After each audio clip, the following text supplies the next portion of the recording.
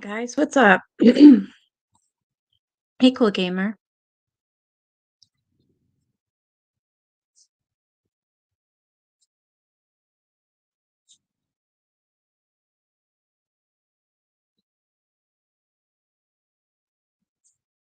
Hey, Teresa. So I think every night, well, I said last night, and I do this every night now at 7 p.m. I'm gonna do this every single day until I'm done this book. That way we can all keep up with it. We don't forget what happened. Um, I'm trying to I'm trying to get back into things because I don't go live anymore and I just keep getting sick. My pets keep getting sick. I feel sick right now. Um, and I was looking up what I possibly have on my thigh, and I think it is a cyst. Apparently, you're not supposed to pop them. You're supposed to go to your doctor and have them drained. It is so red. It is fucking painful. Like, I'm just like, great. I have to see my doctor on Wednesday. I don't know if I can wait that long. Apparently, if you do it yourself, you can get sepsis and the infection can spread and everything. I was like, oh my God. So like I want to take like a fucking knife and just go, hey Nanan, hey SD. Anyways, Claire's doing great. So that's the main thing. Jack's doing great. Actually, remind me, I have to put drops in his ears. It's every Tuesday and Saturday. What in the hell? There it is.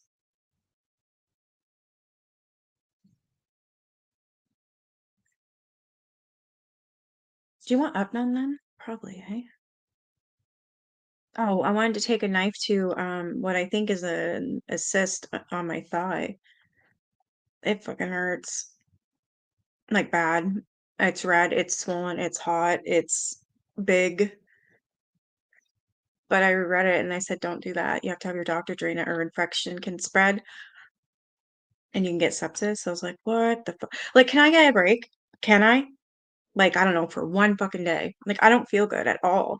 But I want to do, yeah, it hurts bad, like really bad. Feels like, I don't know, I've never had it before. It hurts. I just want to pop it. But I was reading on it, whether it was a boil, a cyst, or um, what is it? I can't remember the other one.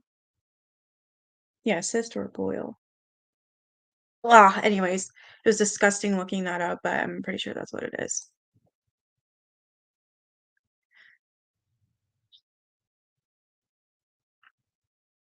You get them all the time? It's completely painful, it hurts like shit. Ugh.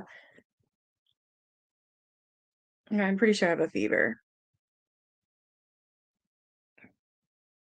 I'm just gonna read and keep my mind off it.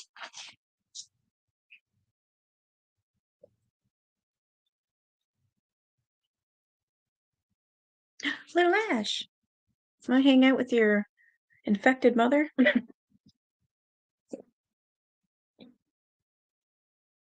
Never drained a cyst, but I have drained abscess. So maybe it's an abscess too then. I had an abscess actually in my mouth, yeah, for my teeth. I would get them all the time where my teeth were so damaged from the wreck. Yeah, I ended up getting one, two of them actually, one up top and one back there. And even the dentist told me, go get a pin, anything, make sure you clean it well and pop that fucking thing. Yes, that's what came up. Yeah.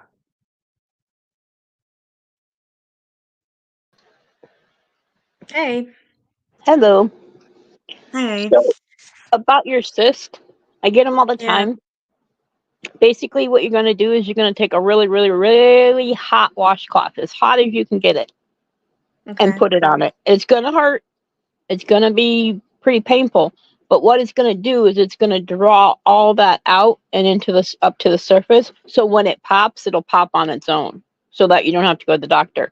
And if it doesn't pop, that Mm, means that it has an encasing inside and the cyst, and then that's where they'll yeah. have to go in and make an incision and then cut out the casing part of it. But nine Oh times my out of God. 10, you can get them off. You can get them at least down to the point where they don't hurt anymore. Like, I get them on the insides, like right in the increase of my leg. The last time I had, That's where I got it. yeah, The last Yeah, time it's that in such an awkward spot 'cause it's so close to like it's my thigh, and then there's where I have my underwear. I wear like boy short underwear, and so that was like touching the inner thigh, and I'm like, oh my God, because it's up high.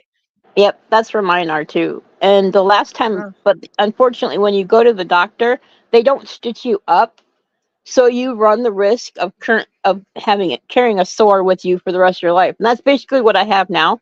Like last oh my night, I God. took a bath and I noticed it was bleeding again. This happened in 2012 when I got it lanced, and I still have the open section that still, bleeds every once in a while. So And they it's can't better. sew it?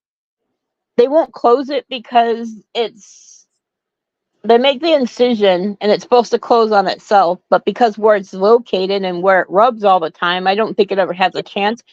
But if they close it back up, you're more susceptible to getting the infection. So, and when he lanced it, it was so bad.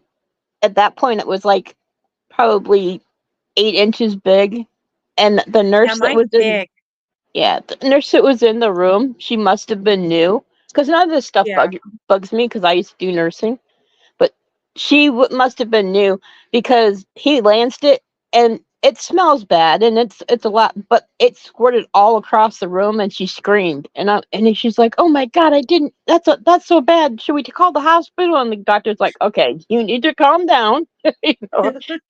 And I I started know, but laughing. I was like, "Dude, lady, if you're a nurse and you're gonna freak out at this, you really should get out of this profession because it does not get better from here."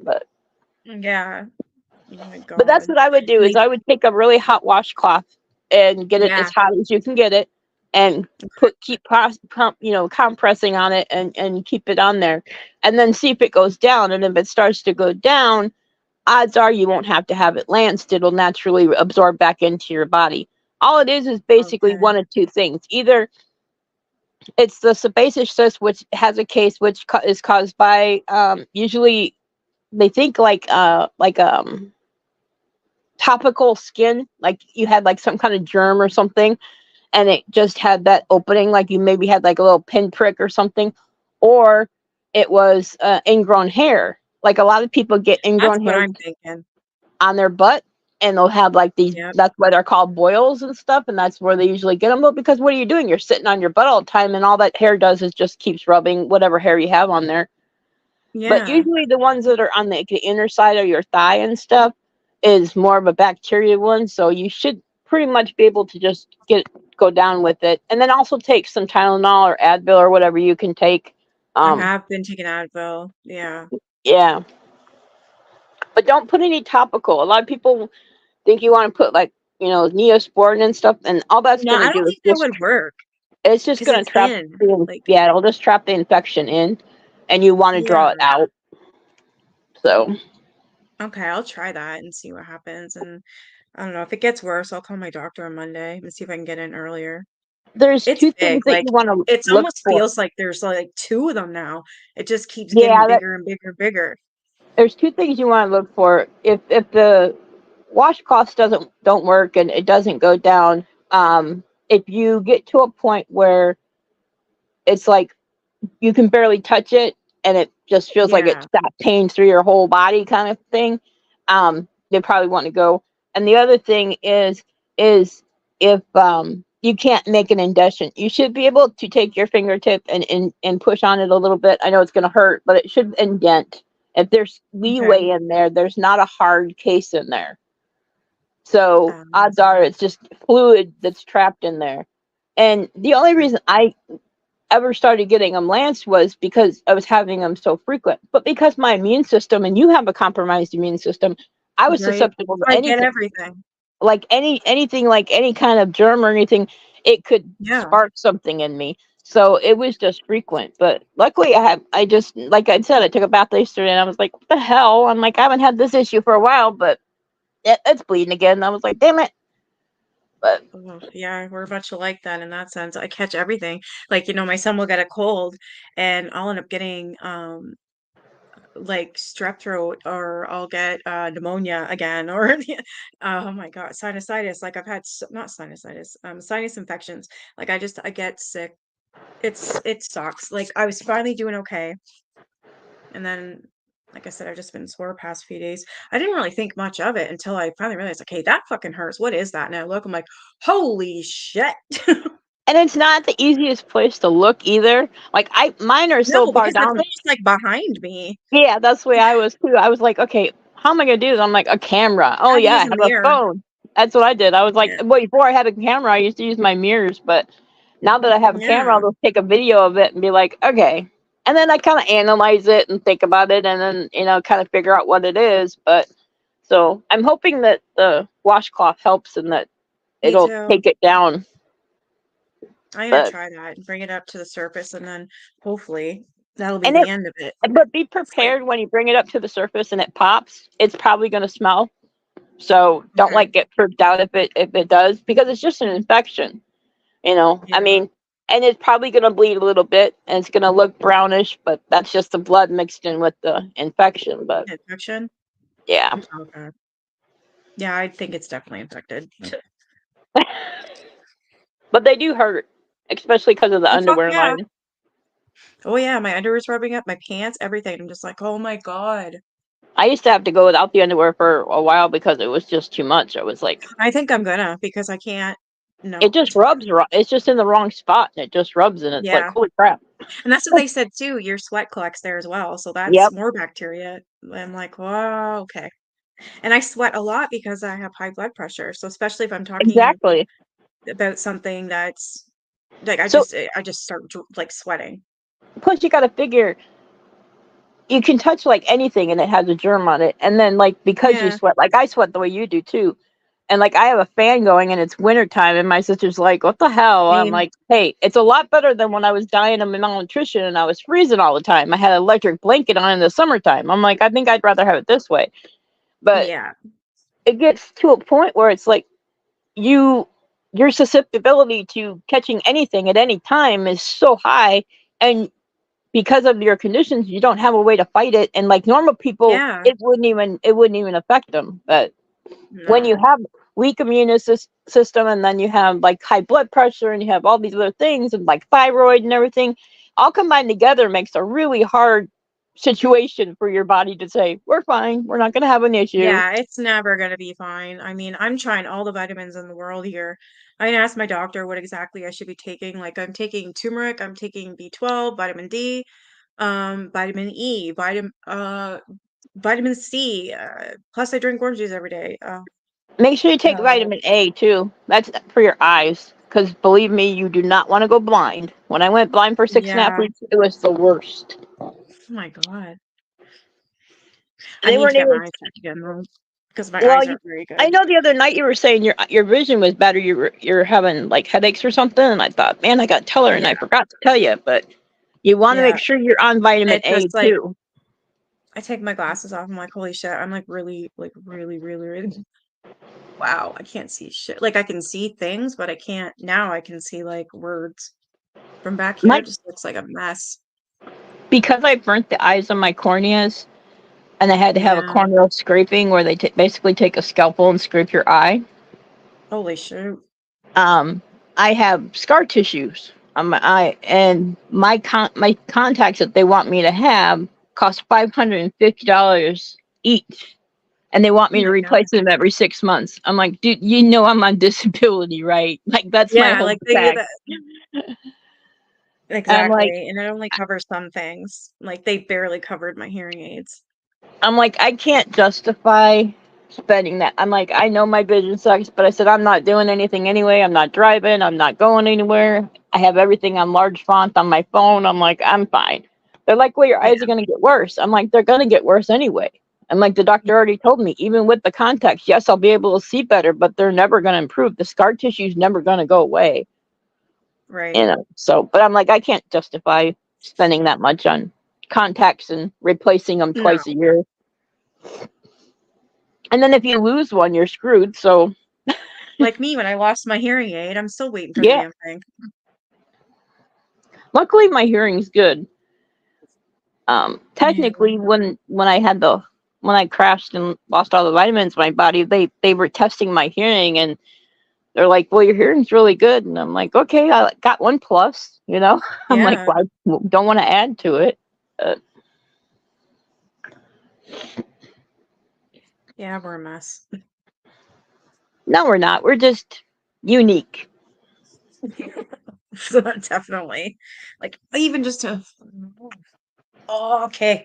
I'm gonna shut up. I'm just gonna read my face off and walk. All right, so we are on chapter 3, and now this title is The Guy is Psychotic. It's one of the biggest bands in the world. The Beach Boys employed a retinue of managers, roadies, engineers, and gophers. I wondered if any of them had any thoughts on Wilson and Melcher, or if they could fill in some blanks for me. The band's surviving members all had declined to speak to me. Wonder why. I got in touch with John Parks, who'd been the band's tour manager when Manson and the family lived in Wilson's place. He recalled that Melcher had not only met Manson, but recorded him too. Terry recorded him while we were on a fairly long tour, Parks told me. That was something that else Melcher had expressly denied on the stand, something hidden for all ththese decades. Bugliosi repeated it in his closing statement. He did not record Manson. Yes, he did. When Melcher moved to the end, his professional relationship with Manson, things took a dark turn. As Parks remembers it, Manson began calling Melcher and unloading on him, making death threats against him to everybody he saw. He was yelling about it and stuff. Parks could certainly understand, he said, how those threats could have influenced Melcher's decision to move out of Cielo House so suddenly. I would believe that before I would ever believe he was scared of his maid. Like, no. After the murders, I asked, did Parks or any of his colleagues suspect Manson? Of course, he said. I knew that Terry had kind of fired Charlie and stopped recording him. So my first thought was that Charlie had made a mistake and actually got Sharon Tate instead of Terry. Wow.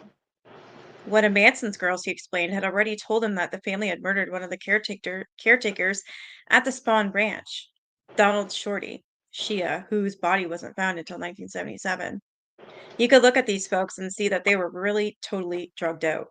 Park said, after one of the girls told me that they killed the caretaker, then it got real serious for me. Everyone in their scene suspected Manson right away. He said even though it took the LAPD nearly 4 months to bring him to justice. I have no idea why they didn't arrest him right away because to me, it was pretty obvious. The Hollywood community knew that the Beach Boys had been wrapped up in Manson's world, and it turned them into pariahs. For a time, nightclubs, where they'd once been welcome, were suddenly turning them away. Wow. I didn't know that either. We couldn't go out because people didn't want us at their place, Park said. So you're saying a huge community of people knew before the world did that Charles Manson committed these murders? Yes.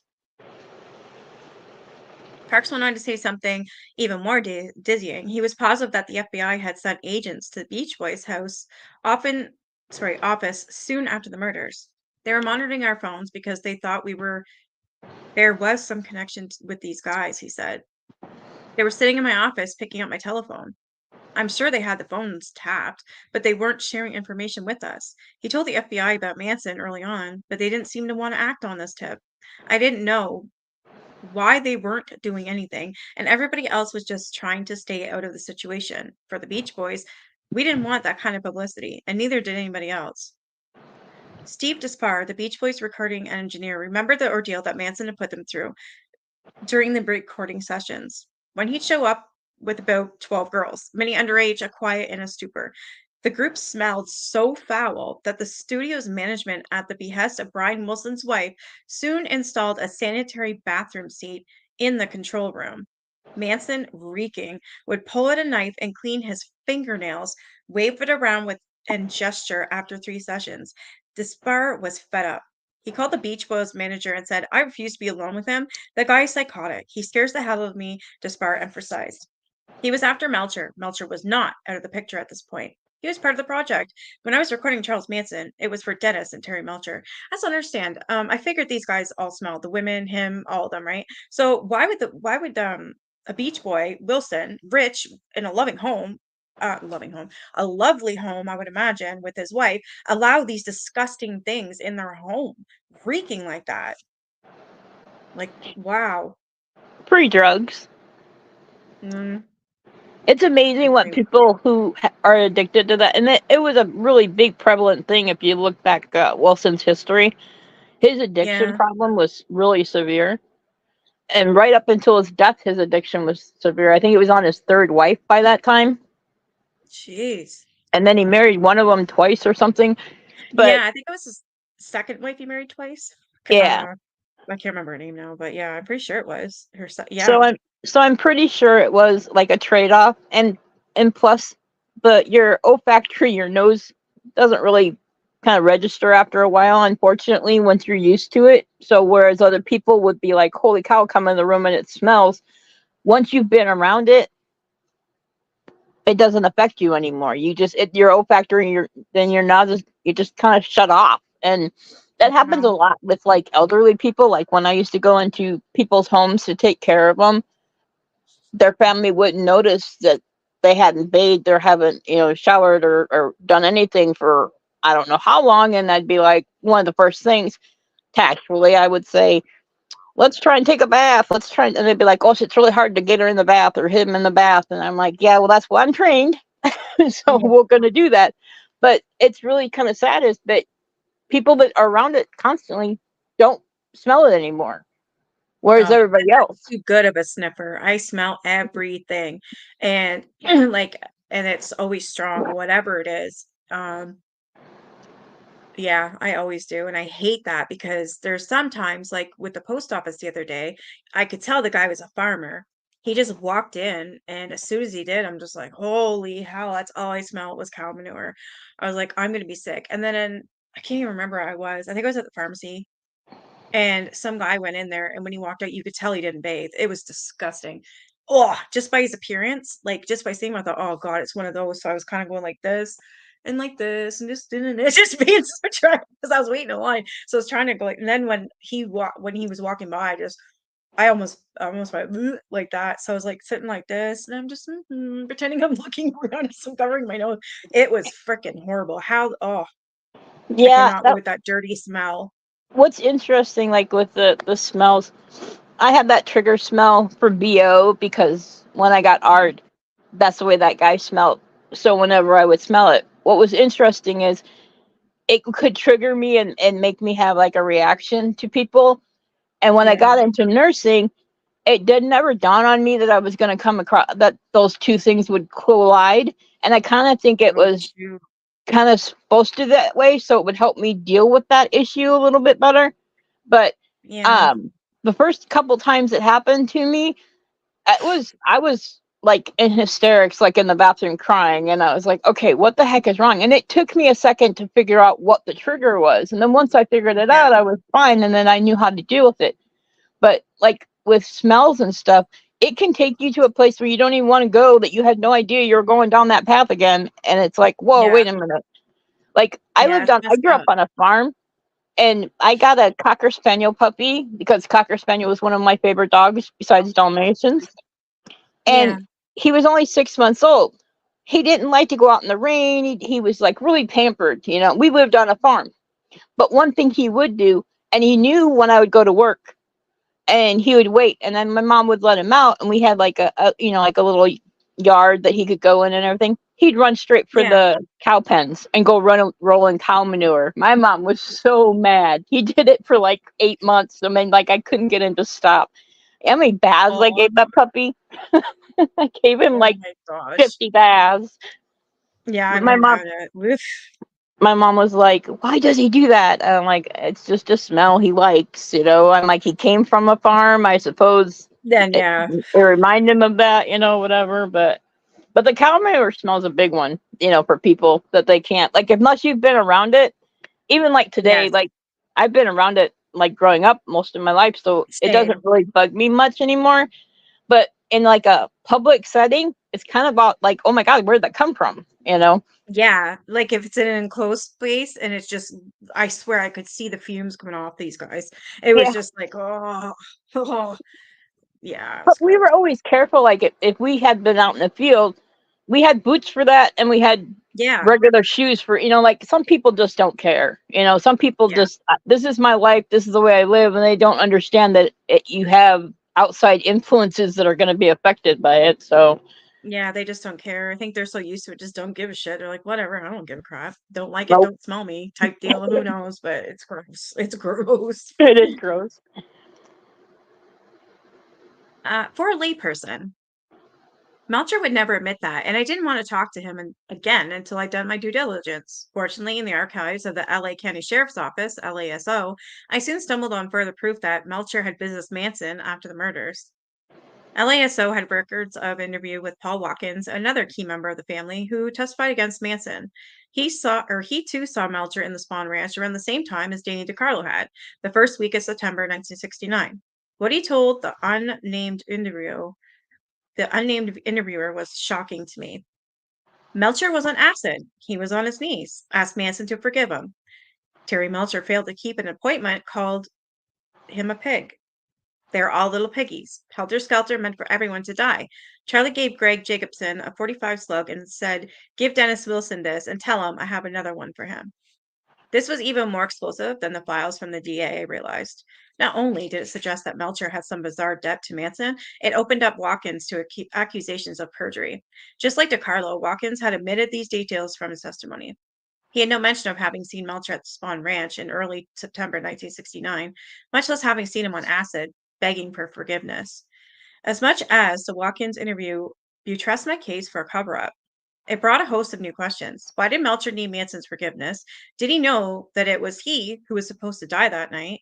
Had Manson instilled much more fear in him than anyone had ever known? And what had compelled Bugliosi to believe that he could hide the true extent of their relationship?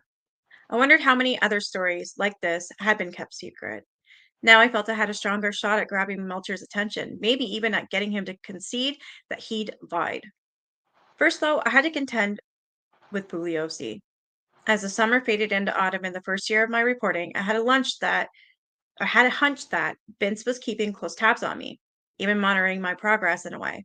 Altobelli has suggested that Vince was always asking about me, trying to undermine my credibility. He thought I was only masquerading as a magazine journalist. When I heard about Melcher's puzzling remark, Vince was supposed to take care of all that. I'd made conscious decisions to distance myself from Bugliosi. Although we'd once spoken on an almost weekly basis, have not been in touch with him since June. One day in October, I came home to find that he'd left a message on my machine.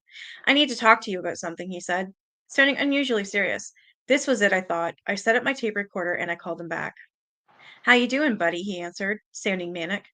"Listen, are you still working on this thing?" Then he added, "Someone, I don't remember who, called me. If there's something about my handling of the case, anything at all, that you had a question about, I would appreciate if you call me to get my view on it. I think I did a fairly good job, and I can't think of things that I would do differently." I. I.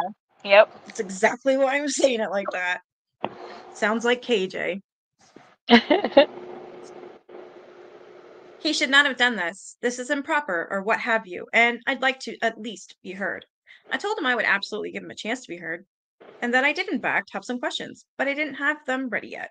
"Okay," he said, "yeah, call me because there may be justification or reason why I did something that, as a layperson, wouldn't do, or would not know, sorry." Now I was positive that he has some notion of what I've been researching, whom I've been talking to. I mentioned that I'd made halting progress on One Piece, which was still expected for premiere, even if it was running behind schedule. The Melcher angle, I said, wondering if he'd take that bait, had been so impossible to get. "Were you ever able to get in touch with Terry?" he asked. I said I was. "Oh, you have talked to him? You got him on the phone?" Vince's surprise was evident, but I couldn't tell if it was feigned or not. I felt like he was hoping to keep me talking, to feel out my progress. I got off the phone as soon as I could. I didn't hear from him again until December, just a few days before Christmas, when he left a phone message asking for my address. He said he wanted to send me a CD of some songs by Manson that a guy playing Manson in a movie had given him. When I didn't return the call, he left another message the next day to make sure I understood that the music was very rare and not otherwise available. I didn't return that call either. But the same night, I got a call from Altobelli, who said that Vince had called him twice that day, wanting to know what you're doing. Their second conversation ended in a shouting match, Altobelli said, after he started asking Bugliosi about some of the information I'd shared over the previous months. That was enough for me. I wouldn't speak to Vince again for 7 years. On Melcher's Roof. When my piece for premiere was more than a year late, I knew I had to talk to Melcher again and to put my full weight on him. I wanted this conversation to bring my reporting to a close. Then I could file my piece finally. Months of constant interviewing honed my strategy. If I could get someone on the phone in a talkative mood, I'd suggest an in person meeting that same day, which would minimize the chance that they'd get cold feet. I'd be ready to go at a moment's notice, showered and dressed with notes, questions, documents, and tape recorders in my bag by the door. Such was the case on the day I phoned Melcher, July 3rd, 2000. Surprisingly, he picked up.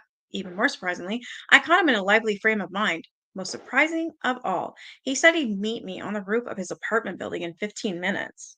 I bolted out the door and drove over to his high rise on Ocean Avenue in Santa Monica, dwelling all the while on the choice of venue. His rooftop? I imagined some kind of bleak, desolate place that the sun beating down on us as ventilation fans were. Instead, I bounded into his lobby and took the elevator up to find a rooftop lounge with a bar, a pool, and a kingly view of the Santa Monica Bay. Melcher lived in one of the penthouse suites, and there he was, sitting on a couch with a drink in his hand. Though it was a gorgeous day and anyone in these luxury suites could access the roof lounge, we were alone up there. He was wearing a gold shirt and aviator glasses that he didn't take off until midway through our conversation. When I arrived, he disappeared into the kitchen to leave his drink there. I got the sense that it wasn't the first that he had had. Considering how much time and energy I devoted to Melcher, I couldn't believe I'd never laid eyes on him before. He had a pronounced abdomen, but skinny legs. His long, wispy blonde gray hair fell over his ears and across his forehead. His face was swollen and wet, with high cheekbones. His eyes, when the sunglasses came off, were puffy, and he stared at me unsmilingly. Around the mouth and chin, he resembled his mother, Doris Day, and he spoke in a kind of high-pitched, halting half-whisper. We sat in the shade where I took my papers out and told him I had a reason to believe he'd visited the spawn in Barker Ranches after the murders, and he had spent time with Manson. Only reason I know the Barker Ranch name is because that's where they arrested them and caught all those people, he said. Isn't that right? Someplace out in the middle of the Mojave Desert? Dennis and Greg had been there, I said. Well, I hadn't. I had no idea where the Barker Ranch was. None. I started to read from Bugliosi's interview with Danny DiCarlo, the one I got from the DA's office. Definitely saw Melcher at the ranch. Heard girls say, Terry's coming, Terry's coming. Melcher drove up in a metro truck similar to a bread or milk truck. It was actually Mercedes-Benz convertible. This is after the murders, I emphasized, between August 16th and the second week of September. Do you recall that? I watched the frustration come over him as I explained. Look, he said, rubbing the bridge of his nose. Obviously, this is something that continues to haunt me, whether I'd like to or not. And I'm not exactly like a convicted felon running around doing bad things.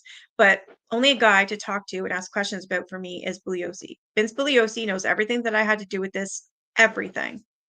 I wanted to hear it from you first before I went to him, I said. Well, if you want to fuck with us and get something from him and something from me, you can do that too. In which case, I'll put 4 law firms on Premiere Magazine. Doesn't want to admit that he was there. He I was kind of floored. already We'd did. barely begun. Pardon me? I said he kind of already did. Well, yeah, because as I was reading yesterday, he said he didn't to Bugliosi, and then he said that he did on the stand. I Yep. was like, what the hell? So, I mean, all you gotta do is read those transcripts, which this guy's doing, which is good. It's kind of hard to I was dispute floored. your words when it's written down and read back to you, and then you're like, wait, did I actually say that?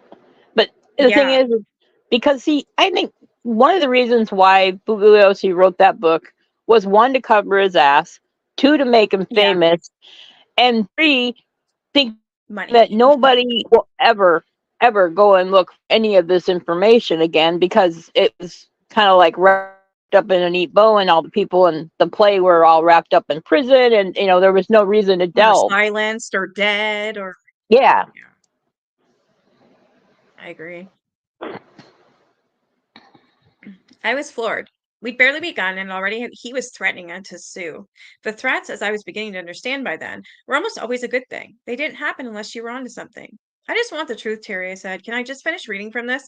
You certainly may, Tom. I never misrepresented once what happened in this situation. I had nothing to do with this situation other than the fact that I was a great big famous record producer at the time. Period.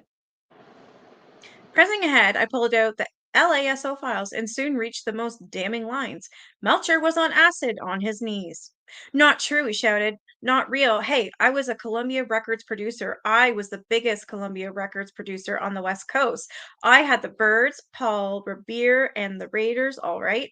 I was selling ton of product. I was simply looking at acts. I went out there to the spawn ranch, met them. I am awfully goddamn lucky to have gotten out of there alive. He adamantly refused the idea that he'd been to the spawn ranch more than 2 times. He testified at trial, both in May and 1969. That's strange. Rudy Altobelli is one of my sources. I said, he called you and you said Vince was supposed to take care of all that, and now it's all resurfacing. No, I never told Rudy that. I like Rudy. We were friends. I hope there's no rancor. He scoffed and crossed his arms. And Christ, what are you doing a thing like this for? I'm just trying to get the truth about the story. And when I see this stuff from the DA's files and combined with that comment from Rudy, which implies that Vince protected you. Vince never protected me. Vince never protected anybody.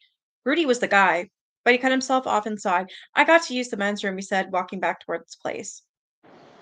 He came back having collected himself. I'm going to digress for a while, he said, removing his sunglasses. First of all, if you want my record as it relates to this, it's so squeaky clean. All I did was audition people for Columbia Records. Some of them I signed, some of them I didn't sign. I never once spent 1 second with these girls.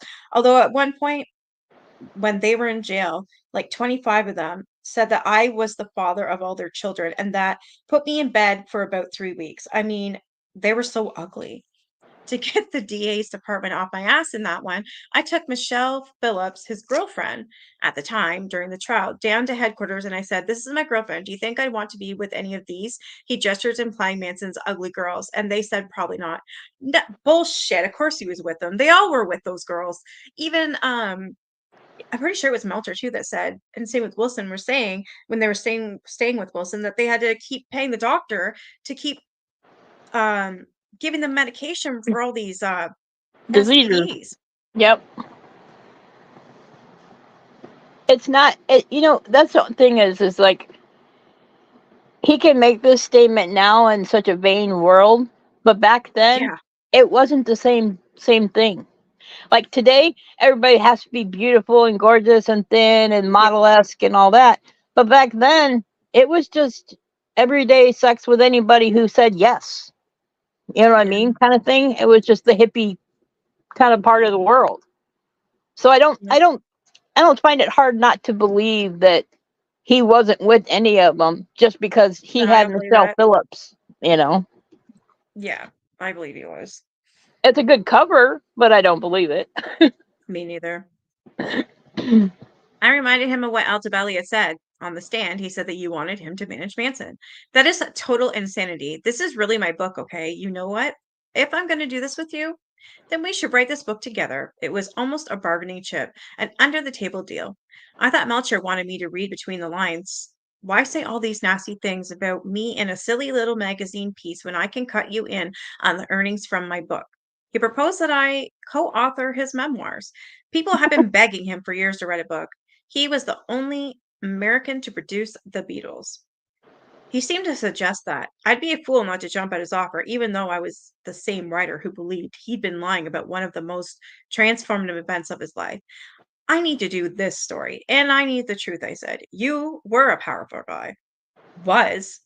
Am. He asked, "Is your interest in this purely journalistic, or is it just to fuck someone over?" I stressed again that I had no desire to smear him. I just wanted to know why these files told such a strikingly different story from the one Bugliosi had pursued. Dennis Wilson was the only one that really knew what was going on, Melcher said. He talked about it in various ways that sounds like he knew all about it. He was there. Melcher seemed put upon by the effort of discussing Manson, as if it were a minor nuisance that he'd long ago put behind him. After a while, you get used to it. It's a terrible thing to say, but you kind of get used to it. And then once more, he acted like he was ready to cut a deal. So, what's the best thing you and I can do about it? The interview suddenly had the air of tense negotiation.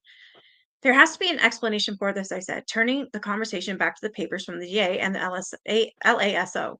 "Why was this in the files? How was it suppressed and why? If they were lying, DiCarlo and Watkins, I meant, how did they testify to other significant factors?" "I have no idea where the second ranch is," Melcher said.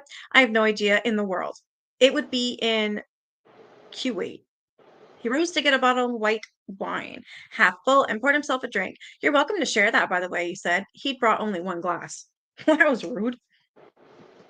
"If it's true that you were at the ranch after the murders, it undermines the entire helter-skelter motive for the prosecution," I said.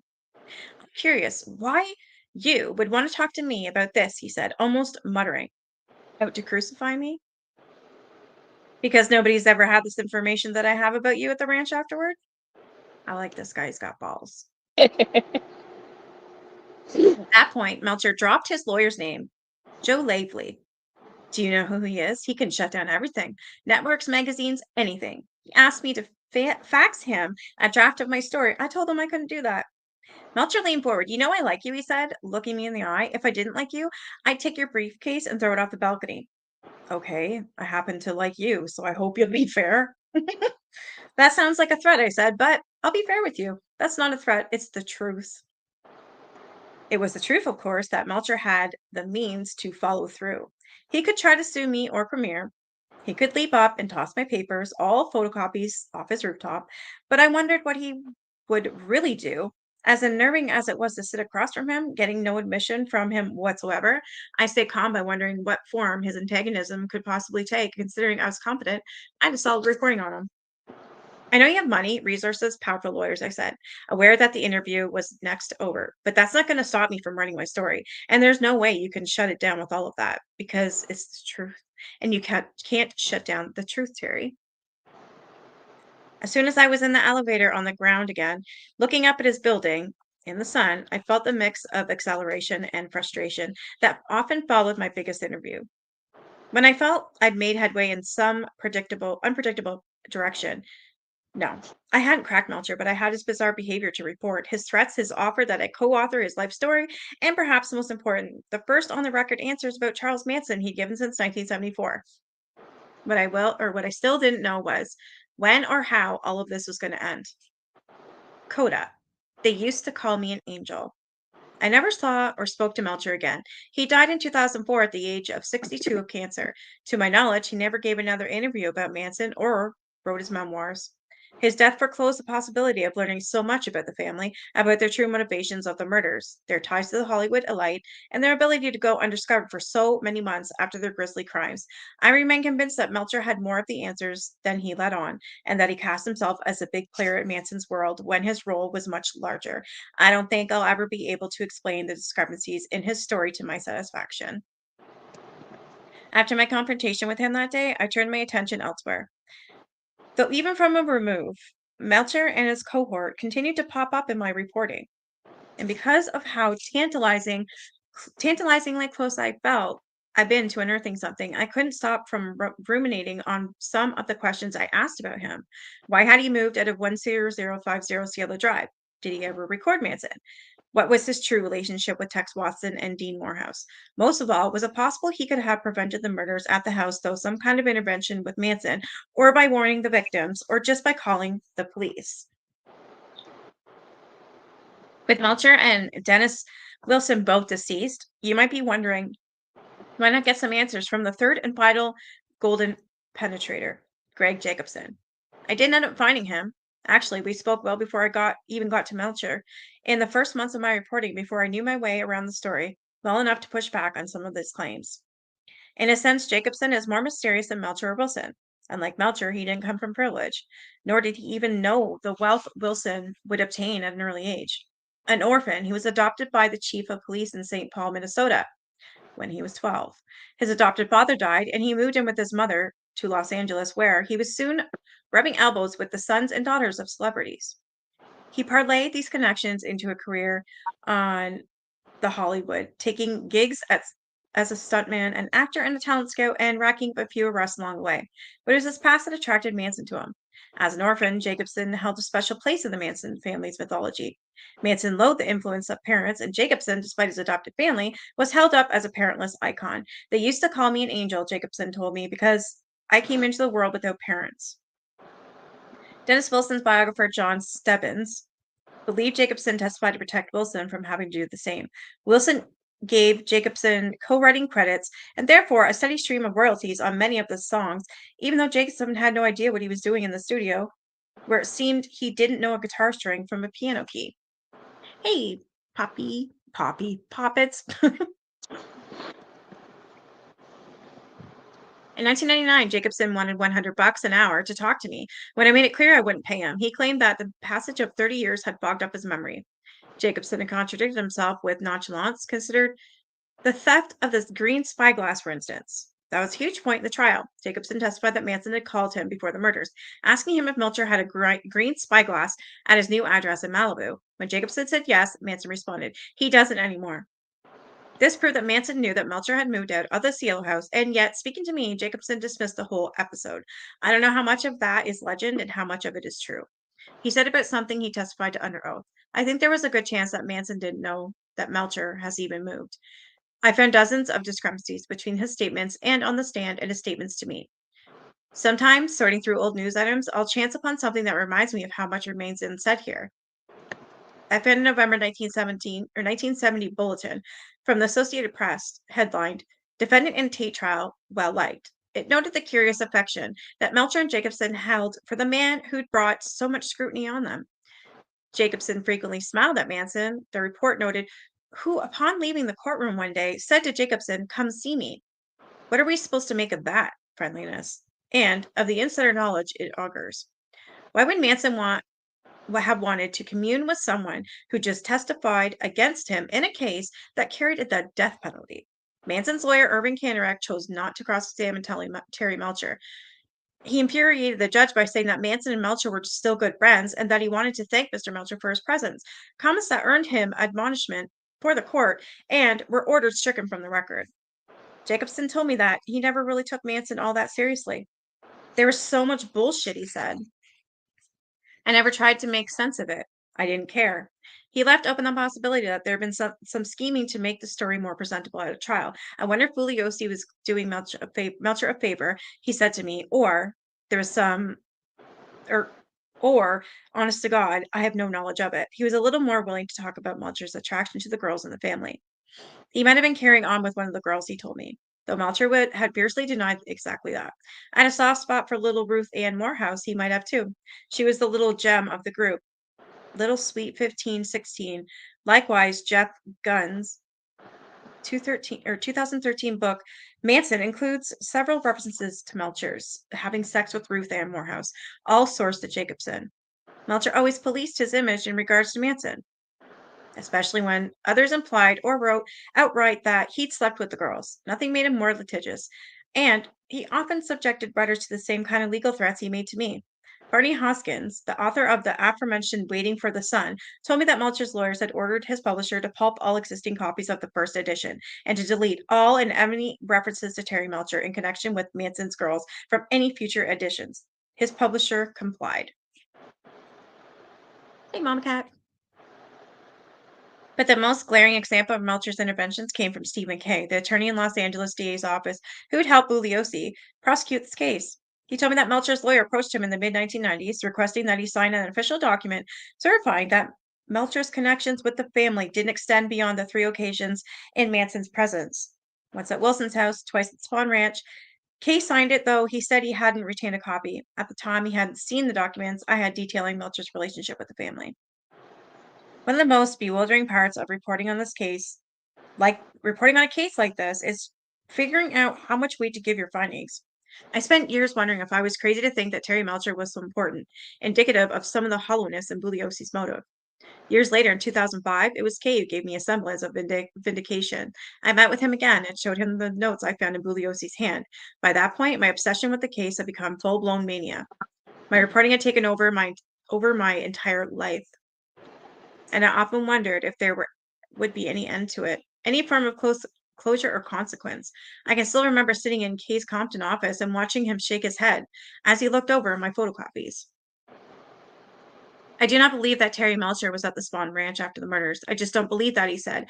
If he was there at the Spawn Ranch, Manson could have harmed him because Manson was very upset. But with the sheaf of papers in front of him and handwriting undeniably belonging to Bugliosi, Kay slumped in his chair, and I am shocked, he said. I am just shocked. He was planning his retirement then, having boasted that he was leaving office 60-0. 60 court appearances opposite family members, without a single one of them earning parole. With evidence of Bugliosi's corruption in his hands, Kay said, this throws a different light on everything. I just don't know what to believe now. He went on. This is egregious conduct if this happened. All of this should have been turned over to the defense. The fact that Paul Watkins and Danny DiCarlo told similar stories seemed to indicate that both men were telling the truth, impeaching Melcher's testimony, and with it, much of the basis for the helter-skelter motive. Looking at the heavy lines that Vince had drawn through the most damning parts of the interviews, Kay said it just to understand the crossouts. It just doesn't make any sense. His voice was trailing off. He asked the question I'd often asked myself. If Vince was covering this up, he said, if he changed this, what else did he change? Mm. I asked Kay whether this evidence would be enough to overturn the verdicts against Manson and the family. Yes, he conceded. It could get them new trials, and it would mean big trouble for Bugliosi. If he were found guilty of suborning perjury, he would technically be eligible for the death penalty, since that was the maximum possible sentence in the Manson case.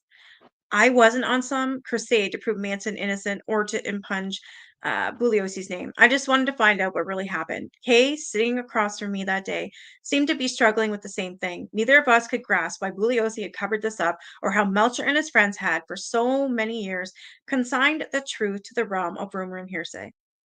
I felt a familiar conflict welling up inside me. Part of me was convinced that if I kept pushing, if I were more tenacious and vigilant and hard nosed than ever before, I could crack this case and figure it all out. The other part of me feared that I was too late. Powerful interest and had aligned themselves against the truth. Chapter 5: Amnesia at the LA County Sheriff's Office. Keep going. The 30th anniversary of the Tate LaBianca murders passed with no story, at least not in Premiere. That didn't worry me, not at first anyway. I knew that Jim Meigs, the magazine's editor-in-chief, shared my obsession. He started leaving the due date blank on the contracts I had to sign every month, a reporter's dream come true, until it wasn't. Within a year, I interviewed more than 500 people. Movie industry players, friends and relatives of the victims, witnesses, journalists, cops, attorneys, judges, suspects, and hangers-on. My one-bedroom apartment in Venice had become a hoarder's nest of Manson paraphernalia. I installed shelves above my desk to house a growing collection of books and binders. I bought the thickest ones I could find, with labels like news clips, 1967 to 1969, timelines, trial transcripts, questions, witnesses, and so on. They multiplied as if they were breeding. When my friends visited, they'd stop in their tracks upon entering my apartment and cast worried glances my way. Above my computer was a whiteboard with Manson circled in the center. Springing from his name like a psychedelic spiderweb were lines in erasable ink, leading to associates of the family who'd never been publicly identified before, Hollywood drug dealers, and other names that had seldom been uttered in 3 decades. I tried to interview as many people as I could in a day, so my work days became endless. I was always behind, needing to hop in on my battered Acura to drive to the Valley or San Diego or Santa Barbara for an interview at a moment's notice. When I wasn't interviewing, I was researching, arranging my binders, or working the phones to set up more interviews. I basically adopted my neighbor's German Shepherd, Bully, who had spent the day and night at my house. I sometimes worried my files could be stolen, and I felt safer with a dog by my side. My magazine assignment was coming to feel like a vocation. Manson and the theories surrounding him were always on my mind, whether I was alone or with friends, though in the hopes of wrapping up the story, I was alone much of the time. Since Megs was authorizing my extensions, he would visit me on trips to LA, would sit on the floor as I spread out documents for him to examine, kicking around various explanations for the discrepancies in the case. He was a reassuring presence. The things that seemed suspicious to me bothered him too. As long as I had this confidence, I could keep putting in long hours. At that point, the end, the break, the big scoop seemed just around the corner. Looking from a document to a name on my whiteboard, Jim would nod and say, "Yes, yes, I see. Good, keep going." And I did. Political piggy. The Tate LaBianca murders are etched into the public imagination. They are, in a casual conversation, what people mean when they say the Manson's murders, 2 nights of unhinged bloodshed that came out of nowhere. It's too often forgotten that the family had taken another life by then. Gary Hinman, 34, lived in a secluded house in Topanga Canyon, a hippie community about 15 miles south of Swan Ranch. A soft-spoken Buddhist and music teacher, Hyman had treated Manson and his followers with the dignity that few afforded then. He hosted members of the family for long stays in his home, and he was generous when they needed food for money. In July 1969, the increasingly agitated Manson was convinced that Hyman had just come into the inheritance of some $20,000. Seeking green, he ordered 3 of his followers, Bobby Beausoleil, Mary Brunner, and Susan Atkins, at last of whom would later participate in the Tate LaBianca murders to seize Hinman's money by any means necessary. The three showed up at Hinman's on July 25th. Manson was wrong, he said. There was no inheritance, but they refused to take him at his word. They tied him up and ransacked the place, but there was no cash to be found. Manson decided to see for himself, coming over with Bruce Davis, another family member. But even Manson couldn't extract anything from Hinman. Finally, incensed, Manson drew a saber from a sheath on his belt and cut Hinman's ear in half. He and Davis left the house. He told Beausoleil and the girls to stay until they found the money. For 2 days, they battered and tortured Hinman, who insisted he had no inheritance. They also sewed up his severed ear using dental floss. Oh my God. By day 3, Manson had had enough. He wanted Hinman dead. Over the phone, he ordered his followers to take care of it. Beausoleil tied Hinman up and stabbed him at least 4 times. As Hinman incanted a Buddhist prayer, Atkins and Brunner took turns holding a pillow over his face until he stopped breathing. Just as Manson would do in the Tate LaBianca murders, he told his followers to leave signs implicating the Black Panthers. What a sick fuck. They dipped a rag in Hinman's blood and smeared the words "political piggy" on the living room wall, surrounding it with bloody paw prints. Some of Hinman's friends grew concerned. On July 31st, not hearing from him in 6 days, they drove over to check on him, found his body, and called the cops. Charles Gunther and Paul Whitley, homicide detectives from the Los Angeles County Sheriff's Office, went to investigate. They spent 5 days searching the crime scene for evidence and conducting interviews. Although no one had seen or spoken to Hinman in the days before his body was discovered, it seemed that a woman had been in his house answering the phone during his captivity. At one point, when a friend of Hinman stopped by, she'd even answered his front door, holding a candle and explaining in a flimsy British accent that Hinman had gone to Colorado to see his parents. Detectives issued an all-points bulletin for 2 vehicles missing from Hinman's driveway, a Fiat station wagon and a VW microbus. 7 days after the body was discovered, the Fiat turned up on the side of a highway in San Luis Obispo, 189 miles north of LA. Inside was Bobby Beausoleil, fast asleep. A state trooper took him into custody, and Gunther and Whitley hurried to question him. Beausoleil had concocted a story that blamed the Black Panthers for the murder, but he kept muddying the details. First, he said that he hadn't known him at all. He bought the Fiat from a Black Panther a few days earlier. When the police told him they'd found the murder weapon in the Fiat's tire well, he half confessed, sure, he'd been in the Hinman's home, but he hadn't killed the man. He and 2 women, neither of whom he could identify, had arrived at the house to find Hinman bloodied and beaten, complaining that a group of Black Panthers had robbed him. They stayed and nursed Hinman back to health. A sign of gratitude, Hinman gave them the Fiat. The murder, Beausoleil speculated, must have occurred after he and the girls left the home. Maybe the Panthers had returned to seeking more money. So why was the knife in the car? He couldn't explain, nor could he say why he suddenly changed his story. Gunther and Whitley were confident they found their man. They charged Beausoleil with first-degree murder and booked him in the Los Angeles County Jail on August 7th. But they knew he had at least one accomplice, the girl who answered the phone and front door during Hinman's captivity. The next day, according to Bugliosi's narrative, Manson decided it was time to kick off Helter Skelter, his all-out race war. He ordered the Tate LaBianca murders, making sure again that his followers left signs at the crime scenes implicating the Black Panthers.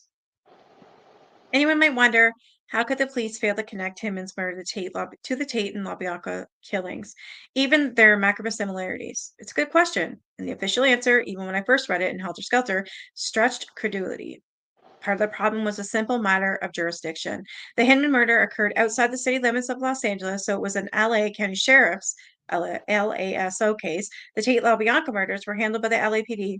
The 2 police forces didn't talk as much as you might expect. In fact, as Bugliosi tells it, it was their failure to communicate that led them to overlook Manson in the first place.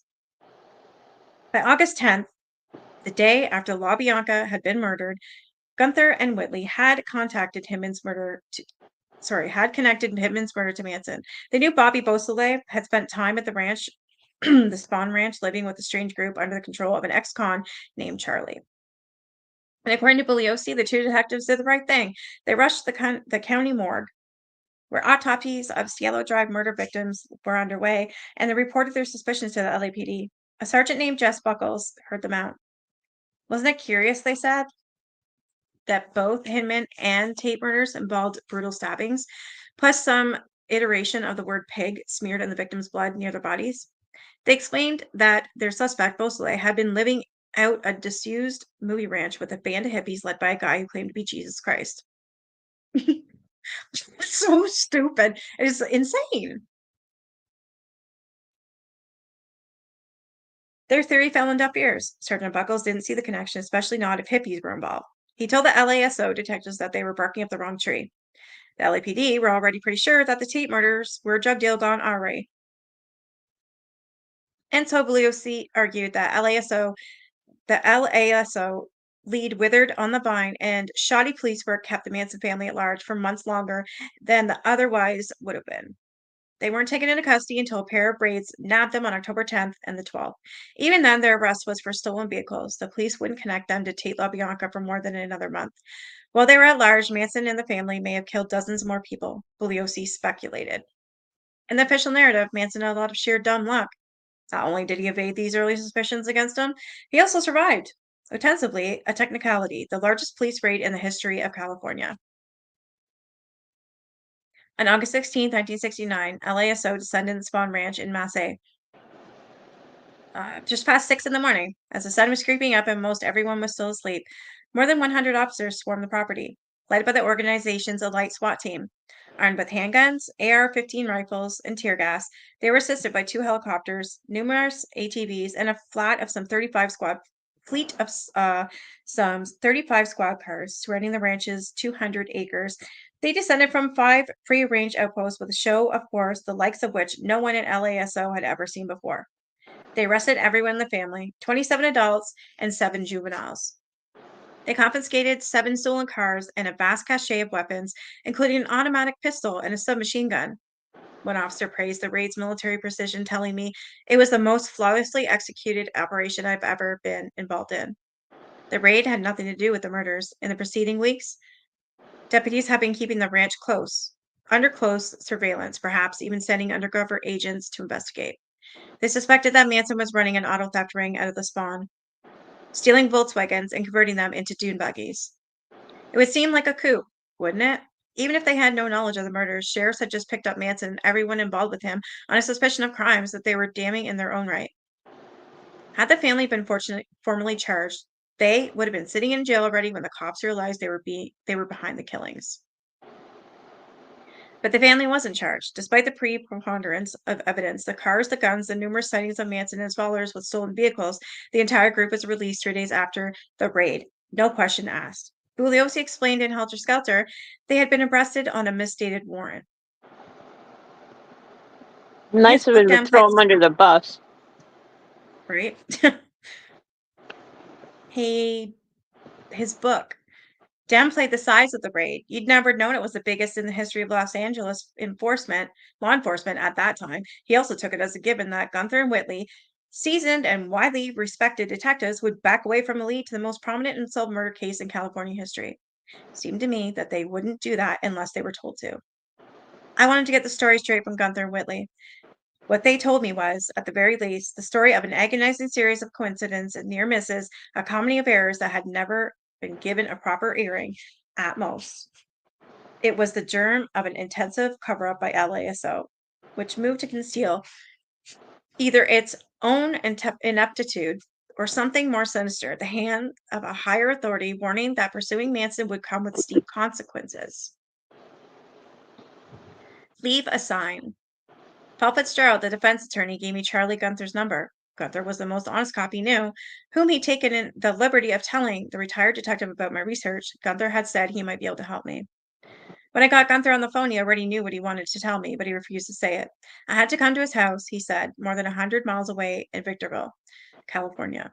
I tried to wrestle a hint out of him, sounding exasperated. He said it had something to do with Bobby Beausoleil and maybe a call that had been made after a pause he added, and the destruction of evidence. Oh boy. The very next day, I made the 2-hour drive. What's right? I said it makes you wonder if even after all these years, they still thought that they were being tapped or watched or. Yeah. I mean, if he had information, he could simply relay it over the phone, but because he made him come in person, it makes you wonder, like, in his mind. Too. Yeah. Yeah. That was my first thought, that he wouldn't say anything because he thought, yeah, his phone was tapped, even though he's retired. Yeah, I thought the same thing. The very next day, I made the 2-hour drive to Victorville. If you're driving from LA to Vegas, it's just about the last place to fill up your tank before you're surrounded by the endless vastness of the Mojave Desert. The town is an oasis of man-made lakes and sprawling golf clubs, all catering to the community's many retirees. Among them, Charlie Gunther, who welcomed me into his new condo, discussed in a white t-shirt and shorts. I sat on an overstuffed couch beneath a framed painting of Forlorn Jesus in prayer at the Gethsemane. Gunther sank into a large recliner, though he was seldom relaxed enough to stay in it for long. Gunther was famous among true crime devotees. He'd become something of a staple in the genre. His skilled investigative work, having solved a number of notable murders, his better known cases included the Cotton Club murders in 1958, killing of the author James Ellroy's mother. Gunther never solved that crime, but Ellroy still hailed him in My Dark Places as one of the best homicide detectives ever to work in the LA. Most everyone who wrote about Gunther noted his penetrating blue eyes, his unruly mop of hair, now gone white, and his stocky build. Listening to him talk, I could see why Gunther was so highly regarded by that day. He was also nervous, jumpy. He wouldn't let me tape our conversation, saying that smart cops never allowed themselves to be recorded. As the words came spilling out of him, I tried to get his every utterance on paper while approaching nonchalant, lest he become even more uninhibited. He remembered going to the Tate autopsies with his partner Whiteley to tell the investigators about the similarities between the Hinman and murder and the Tate murders. The coroner, Thomas Noguchi, had already reached the same conclusion. They must have been connected. I know Charlie. I know, Noguchi told him. Same knife, same wound, same blood on the wall, but the LAPD detectives weren't nearly as receptive. They were convinced it had something to do with narcotics, Gunther said. I turned the conversation to Bobby Beausoleil. The mere mention of his name launched Gunther out of his recliner. He lies, and I can't tell you how I know that. Of course he lies, I said. Didn't all the murderers? He called the ranch after he was arrested, Gunther said, pacing in front of me. To his mind, it was this phone call that initiated the Tate LaBianca murders. The sole motive for those murders was to get Bobby out of jail. I'd heard this before, the copycat theory of the murders. Bugliosi had discredited it. I reminded him that the name didn't sit well with him either. Arrogant son of a bitch, he shouted. Vince didn't want anything to do with the Hinman case. Hinman was a nothing case. Vince didn't want to prosecute it. So Gunther didn't buy into the helter-skelter motive. He absolutely didn't. He said, sinking back into his recliner. He thought Bugliosi made up the motive to sell books. No one in law enforcement believed it either, he added. As soon as the family's Linda Kasabian flipped and became a prosecution witness, the entire motive for the murders changed. Gunther slouched in his chair, his great paw of a hand rubbing his forehead. When Beausoleil called the ranch from jail, according to Gunther, he said, "Tell Charlie I've been arrested for killing Hinman." Gunther was sure about this because there was a recording of Beausoleil's call. Knowing that he had accomplices in the Hinman murder, police had tapped his phone at the man's jail and recorded the calls he made. On August 8th, the day after he was booked, Beausoleil called the Spawn Ranch and told the person on the other end, allegedly Linda Kasabian, that he'd been arrested for Hinman's murder. "I need help," he was heard telling her. "Leave a sign." That night, Sharon Tate and her friends were killed, and Susan Atkins scrawled the word pig in blood on the front door of the Cielo house, as she'd done on the wall at Hinman's. Gunther believed that this was the sign Beausoleil referred to. Atkins hoped to exonerate Beausoleil since he was in jail when the Tate LaBianca murders had taken place. Manson's followers were, in effect, imitating themselves on a more devastating scale to just free one of their own. After that, they could escape to the desert. Essentially, the wiretap was the best evidence yet for the copycat theory of murderers, and Gunther had never told anyone about it. He was visibly anxious to get it off his chest after 30 years, sometimes shaking in his seat. But he worried that it would overturn the verdicts against the convicted killers. "I don't want this reversed after all these years," he said, pounding his fist on the arm of the chair. Gunther's intensity moved me. He seemed on the verge of tears, but I couldn't figure out why he decided to reveal the recordings now after all these decades, and why to me. Surely other journalists had sniffed around before. I asked if he had a copy of the tape. No such luck, because the wiretap was illegal. His commanding officer, Captain George Walsh, had ordered him and Whiteley to turn over the recording. Walsh apparently destroyed it or made sure that someone else did. But if any of this is going to turn, or any of this was going into my premiere story, Gunther didn't want to go on the record alone about it. He needed someone else to say it with him, someone who could verify the tape's authenticity. Ideally, someone from the other side of law enforcement. He named Aaron Stovitz, who'd been Billy Ozie's co-prosecutor for the part of the trial. Stovitz had heard the tape. Gunther was sure of that. The detective had brought it to him before it was destroyed. Get Stowis to say it, he urged me, tears welling in his eyes again. Say, Charlie Gunther gave me this reluctantly. Say I owned up after a long conversation and did it reluctantly. Ask him how can it hurt. Promise me. Promise me. I don't want them all back out on the street, and I'm worried this will do it. I promised him, but I still didn't understand why Walsh destroyed the tape. Even if it were illegal, it so clearly solved the Tate LaBianca murders the day after they occurred to that. He said it would eliminate the narcotics angle, Gunther told me. That startled me. Why would Walsh, who wasn't involved in the LAPD investigation, want them to pursue what he now knew was a false lead? I think I'm going to stop there. My throat's getting really sore. At least we're getting through it. And I have, so we'll do this again tomorrow night, same time if you want to. I was Okay. just thinking, I don't know, I just think it's better just to do it every day. That way we don't forget what we're even talking about. I gotta Oh keep yeah. And then I'll finish my other book with a sick show, the one about the what was it? Oh, excuse me, I'm actually tired apparently. The Falcon incident. That's what it was. And then I'll finish that one after. And then I'll get into either Britney Spears, The Woman in Me. That one's a Or short read. huh? That one's a short read. It's only like 5 hours on audio, so Yeah, I see that. There's no special photos or anything in the book. I think she I had know, I'm to just curious. hide most of that book that she was writing because she was in the conservatorship. So I'm supposed that there wasn't an opportunity to add like photos of her time that at that point. But Yeah. I'm just I glad don't it's know. out. I'm I excited to think read it, but I also know it's gonna be sad. it is sad, but I also think her father and her family should be in jail for what they did. I agree. I even agreed with that, like before when she was in her Yep. conservatorship as well. Like even her sister shit on her. Her sister's Loved still it. shitting on her. Yeah. And freaking Kevin Federline is the worst from what I've been hearing. Oh my God. He was the worst of them all, I guess. Yeah. And the other thing is I had said this when she first got together with Sam, but now I'm more convinced that he was a plant by her father, Me considering too. they're getting divorced now. Yeah. When I I seen that, think I'm like, I don't because know. as you get into the book, not to give it too much away, but you find out that she can't date. Like everyone she goes out with, I think there's been excerpts of it, but it says that her dad would divulge like her whole history, like sexual history and Oh my everything God. to the date, even before they even got to go on their first date. So she said dating wasn't like a possibility.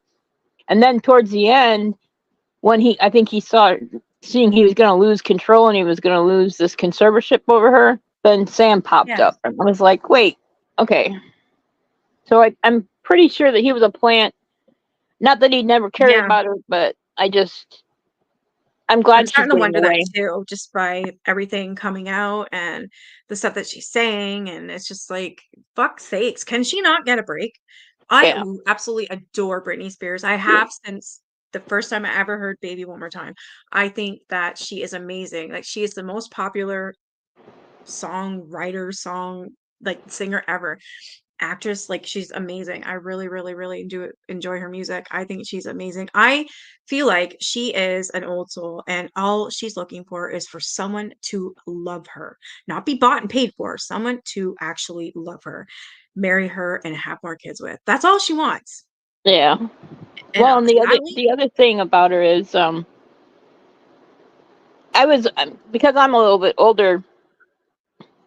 I mean, I liked the music when it came out, but I had so much other shit going on in my life that I really wasn't paying attention. But one thing I did say was when she was with Justin Timberlake, I said, he's just using her. I'm like, he's going to use her, abuse her, and toss her away. And then when they did it, all my friends were like, how did you? I'm like, because that's just the way he comes off. I'm like, He all of those did. boy bands at that Yeah, time were, to put it nicely, sleazy, you they know? were. I didn't think And so at first. I thought they were the best power couple, and then as I nope. started, when MTV was on back in the day Yep. and VH1 and all that, that's when I was like, "Holy shit!" But that I If did, you I if did you think go they were back, if easy at you can first. watch any, if they have any on YouTube, if you go back and you watch any of their dual interviews together, he overtalks her in Yeah. everything. He talks for her. He answers questions that were directed at her. That's a sign of a controlling person. Yep. So I knew that that wasn't going to work out. And then when he put Yeah. up that "Cry Me a River" song, I was just like, yeah, Yeah. they're That I gonna just all found blame out. her. They're all I gonna just blame found her. out that that was forgiven, and she didn't sleep with anybody. She just kissed the guy, or what was it, backup dancer or something. And they had already put that behind him, and he went out and put the fucking video out Yeah, just to hurt because her. Like I just found that out. Somebody had said it. I'm like, what? Now I yeah, really hate him. And apparently they had an abortion. He yeah. made her have it. I'm like, what the? Like I didn't know all that. Had we have known, I think she would have got a hell of a lot more leniency, and people would have like got But off her back. when you find out about the abortion, it wasn't even. She didn't have it medical. She had it at home. Yeah, What? in the book. Yeah, Oh that my one. Like, god. I was like, oh my god, what did they do? That just So breaks my heart.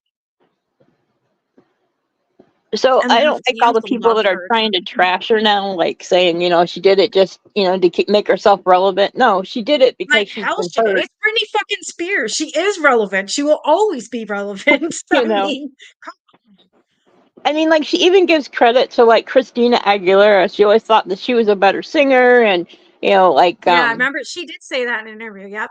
yeah, and it's like they negate anything good she ever said about anybody, and they just want to keep Yeah. jumping on her. But what I don't understand is she was in a conservatorship for 13 years and she had no Yeah. control and she was being medicated with lithium, for I was, God's I sake. was just gonna say that, and I was reading on that when this all come out, and it really messes your head up. I'm like, so they made her take that for Yep, 13 years.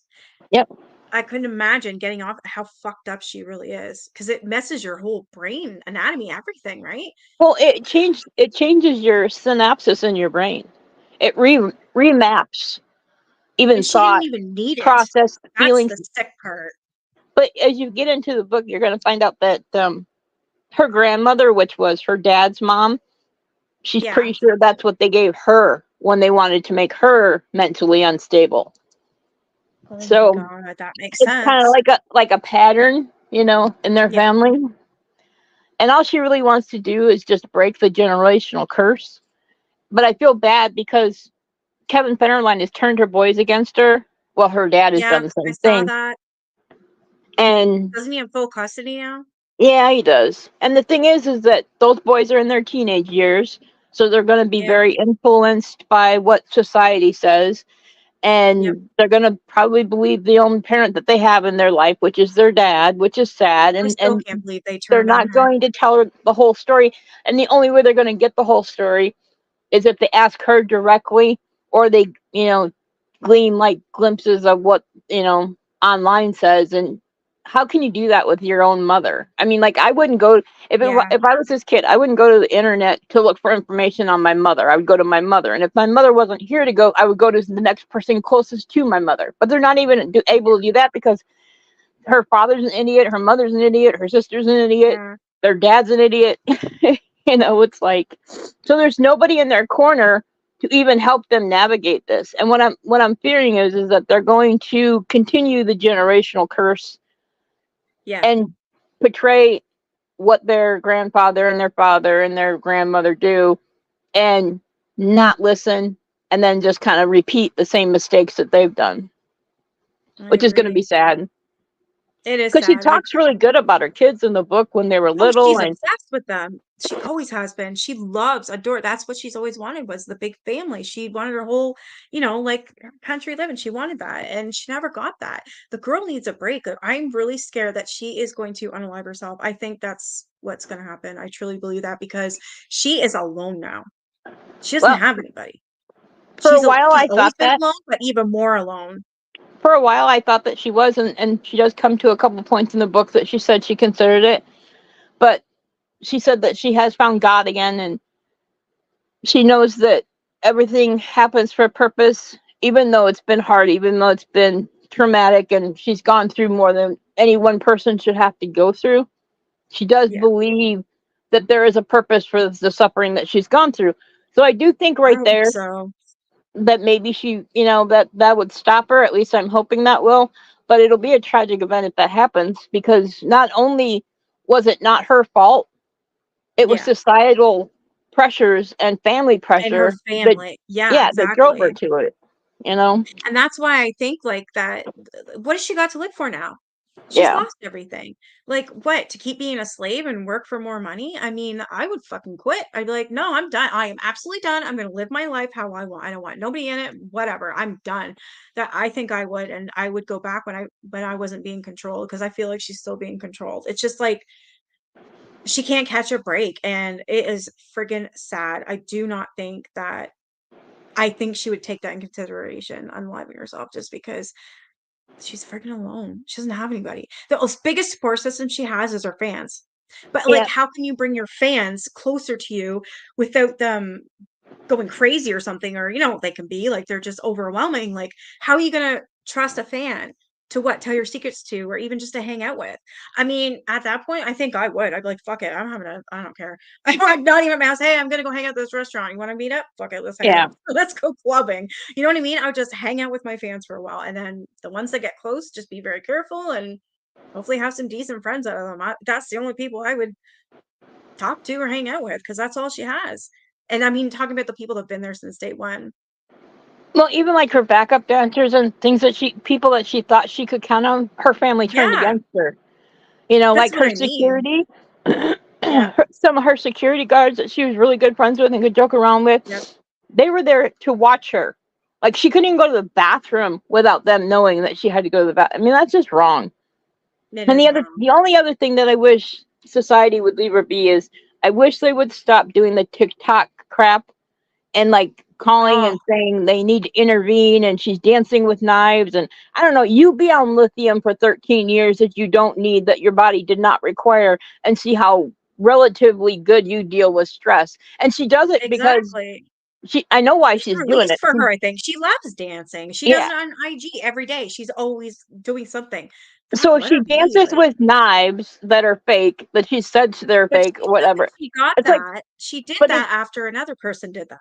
exactly, That's where she got it from. but yet we're allowing people that go out here and rap and say shoot up this house and do these drugs and do that's okay, but Yeah. for someone who's been abused for 13 years and mentally debilitated through no fault of her own, we're gonna Yeah.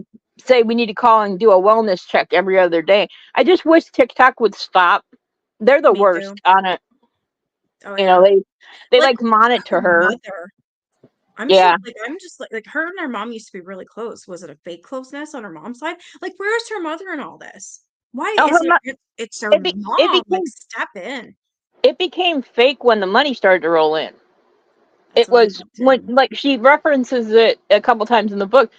She'd be like, Okay. I called my mom. I hadn't seen my mom. I wanted to see her or something. And she'd be like, no, I can't come over now. We're shopping. And who was she shopping with? Jamie Lynn, her sister. Yeah, because I remember that she ended up sticking by Jamie Lynn's side no matter what, but Brittany was like, nope. And the other thing is, like, Jamie Lynn got pregnant at 16, had a baby, and that was okay. Yeah, And they all backed her up. But if Brittany breaks up with butthead Justin, and then it ruins her reputation, and then all of a sudden she needs a conservatorship because she's off the rail. It's like, wait a minute yeah, here, people. I'm like, you let one kid do one thing, and then that was obviously your golden child, and the other one that brought in all the money that should have been your golden child, you just treat like crap. So yeah. Like, even her brother, what about the brother? Where is he? I mean, cousins, nephews, whatever, something, anything. Like, Yeah. I can't believe she's literally alone. That is really like, And I she is self-isolate a lot. She doesn't. I mean, she may have to because she doesn't have a choice, like, being who she is, but she is the I epitome stick of by her. money does not buy happiness. I mean, Yeah, she is. but all the money that her family made off of her, and then even when the conservatorship was coming to an end, her family said, "Oh, we want to come live with you now." She's like, "No." like they thought that she was like so entrenched with them and depended on them so much and didn't realize that she was coming into her own and she was standing up for herself. And when they wouldn't even let her have her own lawyer. They paid for the lawyer. Yeah, I They remember picked that. the They lawyer. picked the lawyer.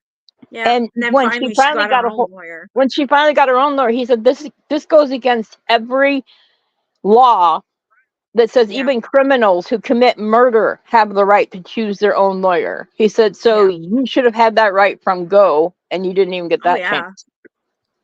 So it's like they honestly thought that she was just going to let them waltz right back in her life and take them in with open arms. And she's like, no, why? So I can work for you some more, so you can have more money to Yeah, spend.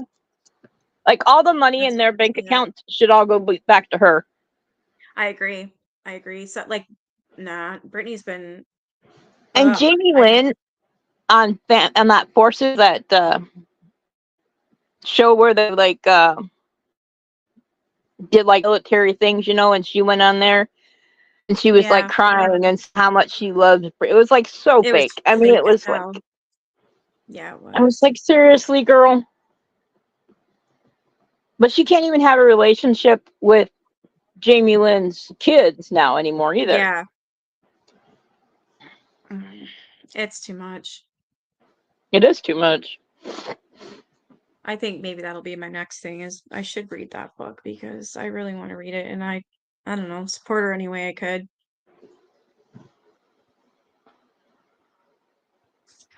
Anyways, I should go. Is it Saturday? It's Saturday, isn't it? Is it Saturday? Yep, it's Saturday. My my days are kind of mixed up because, well, when Leland stayed home on Wednesday, which I'm so glad he did, that's when we got that bomb threat. I've kept him home ever since. So it's like, okay, what days that? So he's home Wednesday, Thursday, Friday, Saturday, and tomorrow. I think he's going back Monday. Did they figure it out? The bomb They threat. sent out another email, and it was about picture day and a school meeting and a PA day. That's all I got. That was the last But email they I didn't. got. I got it today. But it didn't say anything. Like it wasn't on the news. It didn't come up and say, "Look, this I never happening." check the news because I don't have TV channels, but I've been reading articles and stuff, and they're like, we think like they had to be certain if it was real, if it wasn't, but it wasn't just Catholic schools that were threatened. It was every public school in Ontario, so it was all of them. Even my nephew, yeah, was on lockdown. It was just like, holy cow. Hey, Kimberly. Hey, Amanda. Sorry, you guys are just getting here now, but I'm going to end this because, well, my throat was getting sore and so I have another live setup for tomorrow. So we'll do the same thing tomorrow night at 7. And I'm just going to keep I'm just going to keep doing this every day until the book's done. So even if you're like ill or something, and you can't join me, is it all right if I just continue? Oh yeah. Okay. Yesterday, I think I had a headache just because I made chili. I did, like I told you, I did something extra that I normally never do, and Yeah. it Well, was a that's lot. what I thought. This will be good for both of us. I need to start going live again, and I got to get you, out of your funk too. I was always thinking that. So I'm like, we're doing this together, so let's do it daily because I really love this book and I want to read it every day. And I can't very well do that unless I go live, right? So Right. every day, 7 p.m. Eastern time, I'll be doing it. So I Sounds got like a one set up plan. already. Okay. All right. Well, thank you for coming and joining me. This is awesome. I love doing this. Love it. All Me too. right. I will see you tomorrow. Yep. Tomorrow at 7. Have a good night. You too. Bye. Bye.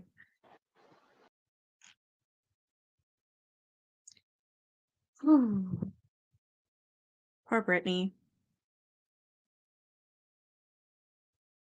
Wish I'd give her a hug. Like, just, I don't know, tell her everything's gonna be okay, even though I don't think it's gonna be okay. So, anyways, um,